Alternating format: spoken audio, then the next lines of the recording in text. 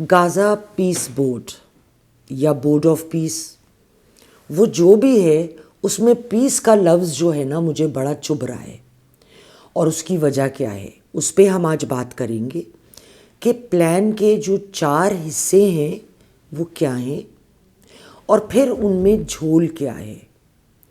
جو ممالک جنہوں نے سائن کیا ہے، ایک بات تو میں واضح بتا دوں کہ اس میں کوئی آپشن نہیں دیا جا رہا، مطلب یہ پلان ہے جو سائن کر رہے ہیں لوگ وہ کلے ہم اور منو ان ایک ایک لفظ سے ایگری کر رہے ہیں۔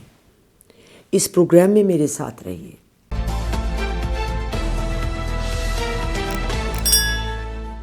غازہ بورڈ آف پیس کی بنیاد جیرڈ کشنر، جو سن ان لا ہیں ٹرمپ کے، ان کا ایک پلان ہے، اور ان کی آپ جو ایک ایکسرپٹ اس وقت اسکرین پہ میرے ایڈیٹر آپ کو دکھا رہے ہیں، جس میں وہ کہتے ہیں کہ اس میں کوئی پلان بی نہیں ہے۔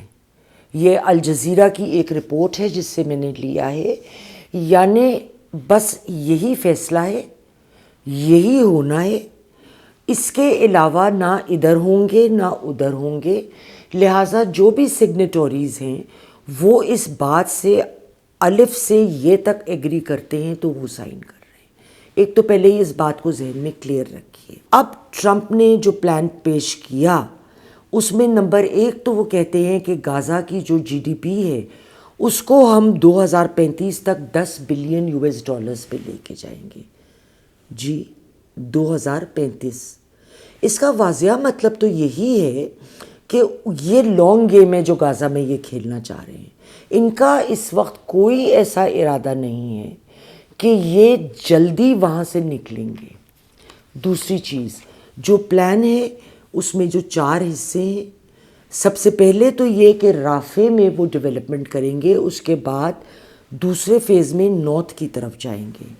نارتھ میں آتا ہے خان یونس کا حصہ، یہ ڈیولپ کرنے کے بعد تیسرے فیز میں سینٹرل غازہ میں جو ریفیوجی کیمپس ہیں ان کی ڈیولپمنٹ کی جانب دیکھا جائے گا، اور چوتھے فیز میں غازہ سٹی کو ڈیولپ کیا جائے گا۔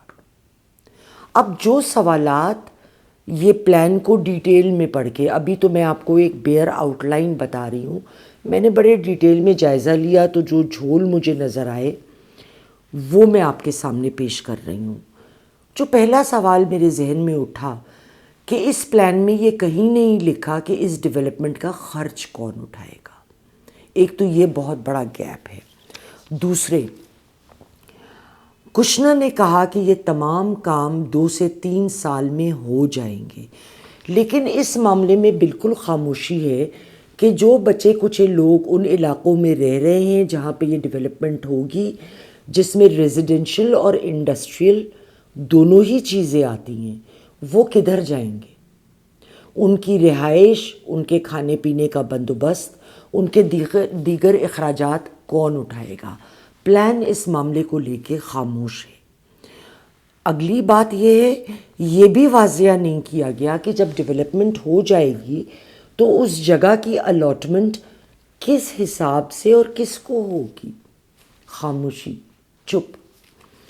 اس کے علاوہ کشنر نے یہ کہا کہ یہ پلان تب معرض وجود میں آئے گا جب حماس اپنے ویپنز کمپلیٹلی لے ڈاؤن کر دے گا اور اسرائیل اپنی فوج کو وہاں اس خطے سے نکال لے گی۔ اس معاملے میں ایک جو بہت تکلیف دہ بات ہے کہ 68 ملین ٹن کا جو ملبہ گرا ہوا ہے، جہاں پہ بم پھوڑے گئے اور بلڈنگز گری ہیں، سب کچھ، اس کے نیچے ہزاروں لاشیں دبی ہوئی ہیں آج بھی اپنے ورثاء کے انتظار میں، اگر کوئی ورثاء رہ گئے۔ لیکن یہ بات کہیں نہیں ہے کہ ہم وہ برابر کر کے اس سے پہلے کہ ہم کتنا ڈیپ کھدائی کریں گے کہ ان کی جو لاشیں ہیں وہاں پہ ان کو نکال کے، یا تو اگر وہ لاوارث ہیں تو ہم ان کو دفنائیں، یا ان کے ورثاء ہیں تو ان کے حوالے کریں۔ اس پروگرام میں کسی بھی فلسطینی ادارے یا فلسطینی شخص کو انوالو کیا ہی نہیں گیا، اور فلسطین میں آئی ہوئی قیامت اور لاشوں کو ایک انویسٹمنٹ اپرچونٹی میں کنورٹ کیا جا رہا ہے. یہ بھی میں بتائی چلوں کہ اس وقت تک 2.3 ملین فلسطینی گھر بدر ہیں. ان کا بھی کوئی ذکر نہیں ہے کہ ان کی ری سیٹلمنٹ کا کیا حساب کتاب ہے. تو یہ جو بورڈ آف پیس کی بات ہو رہی ہے، میرے نزدیک اس کا مقصد صرف یہ ہے کہ زیادہ سے زیادہ ممالک ہاتھ جوڑیں، ان کے ساتھ شامل ہوں، اور اس کے علاوہ ان کے اوپر پریشر آئے کہ دیکھو 50 اور 60 کے زائد ممالک ہمارے ساتھ مل چکے ہیں.